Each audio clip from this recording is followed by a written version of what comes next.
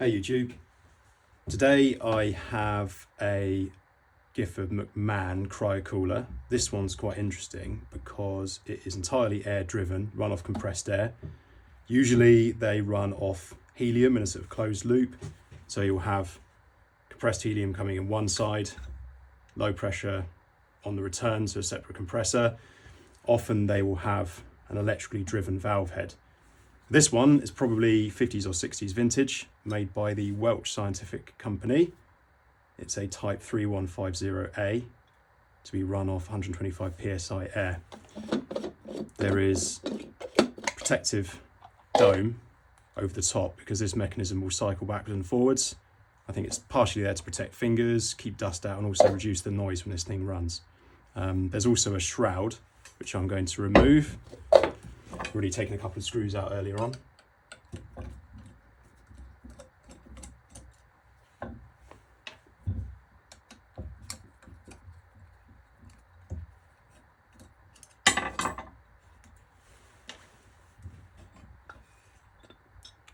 Okay, carefully removing the shroud.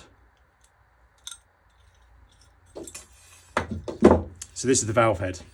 Similar data plate on the inside.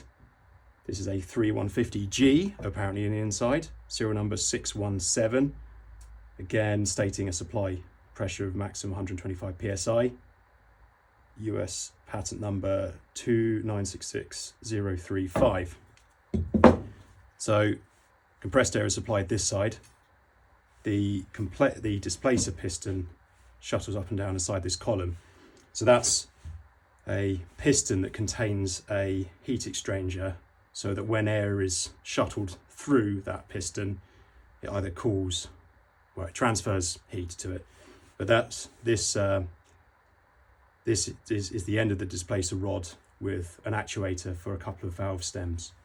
There's what I think is a thermocouple, probably Type K, going down to the cold head. I've extended these old cables just so I could measure it during some testing, which I'll show you later. But how these work, to the best of my knowledge, is that compressed air is supplied. The displacer will first shuttle this way, moving the charge of compressed air down to the cold end. It's pre-cooled, that compressed air. The compressed air is then expanded, which provides a cooling effect, pulls heat in the cold end. It's expanded by opening the exhaust valve. Then the displacer will shuttle back down this end, moving the charge of cold air back out to atmospheric. But that cold air will pre-cool the heat exchanger inside the displacer piston. So quite simple, and the movement of the displacer piston is run by pressure differential. But that is the displacer rod, and this big nylon washer drives these two valve heads, which you can see will move. When this thing runs, it needs a little bit of persuasion sometimes with a shove on that rod. Once it's moving, it will self-drive, it sort of feeds back on itself. I think everything in here is dry lubricated, so these bushings, that feels like an elastomer of some sort, but there's no oil in this, and if oil does get inside there, it will contaminate the heat exchanger, so best avoided. Yeah, lovely piece of kit, really rare, and I found this one on eBay probably 8 to 10 years ago, and remarkably it still runs. It's probably 50, 60 years old at this point.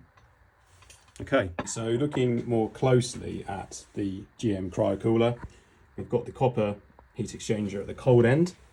It looks like there's a threaded fitting at the bottom end, probably to connect the subject of, well, something to be cooled. These things were probably sold as lab equipment for a variety of uses. Big copper block there. Got the stainless displacer column. I think the displacer pistons in these they used either a matrix of lead beads or possibly a stainless steel mesh as the heat exchanger, because it acts as a thermal mass and transfer heat from itself by the flow of gas through it quite effectively. Looking more closely at the cold head, big block of copper or bronze, some copper based alloy. that's close up of the data plate. And as we look more closely, this is the displacer rod that can move up and down. I'm not sure if it will move without air behind it. I won't try and force it. But it shuttles probably about 1 inch, 25 millimeters. There's a rubber damper that just dampens some of the movement. And I think that's what this elastomeric bush is for. I think either extensive travel, it absorbs some of the motion, reduces noise and shock going through the rest of it. These are the valve spindles. There's one on each side, and one will be for the inlet valve and one will be for the exhaust valve. Going back to my earlier point, air is supplied through that fitting. I must admit, tried to dismantle this to have a look inside, but those small grub screws, set screws, they are well in there, and I didn't want to strip the head, so I've left it alone, kind of left it in its working condition. In fact, you can see where that grub screw has been damaged, and I stopped at that point, trying to disassemble it. That is the exhaust port, again, a threaded connection. I think you probably could use this in a closed cycle if you wanted to keep the air clean and dry.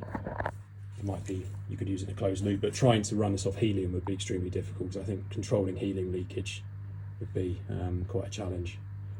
So I'd love to know what they use for the bearings and seals in this, because as I mentioned, it does run dry. It still runs really well. It's a noisy thing, but I haven't put any kind of lubrication anywhere near this, but you can see very nice polished surfaces on these moving parts.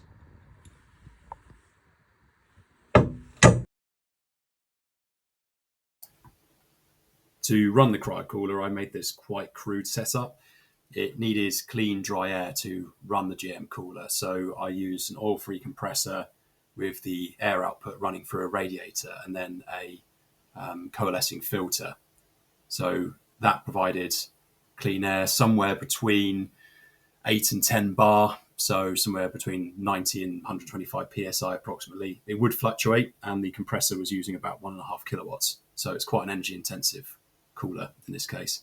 The cold head was kept inside a thermos insulated vacuum vessel, not particularly high performance, so I wrapped it in some bubble wrap as well. The K-type thermocouple goes to a little thermocouple meter. Again, I'm not quite sure of the accuracy of this thing. And the cold head itself, I wanted to provide a little bit of airflow into the vacuum vessel, but it also needs to be quite well insulated. So there's some foam wrapped under some duct tape there.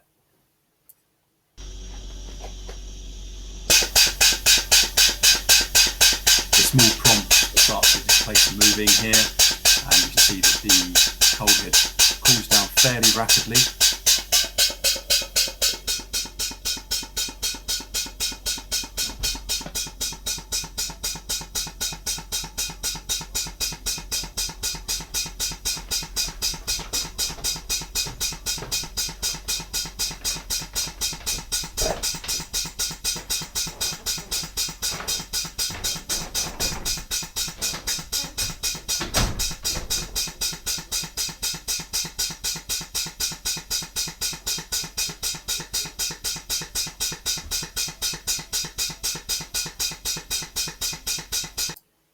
Speeding things up a little using a time lapse, you can see roughly how quickly this thing cools down.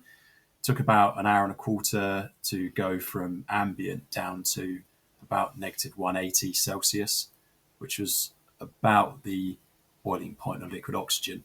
So here I was quite hopeful that we would get some condensate inside the vacuum vessel. Okay, I'm going to shut off the air supply now, let this thing run down.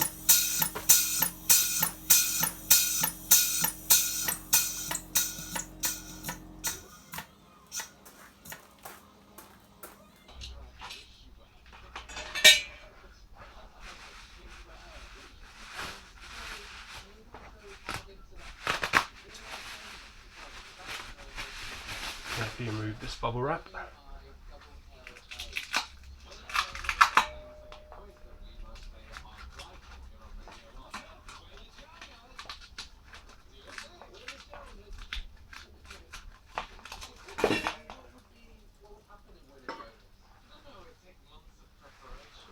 Okay.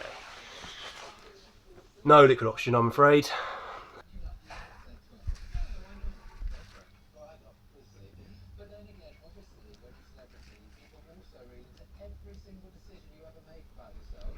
Nothing in there.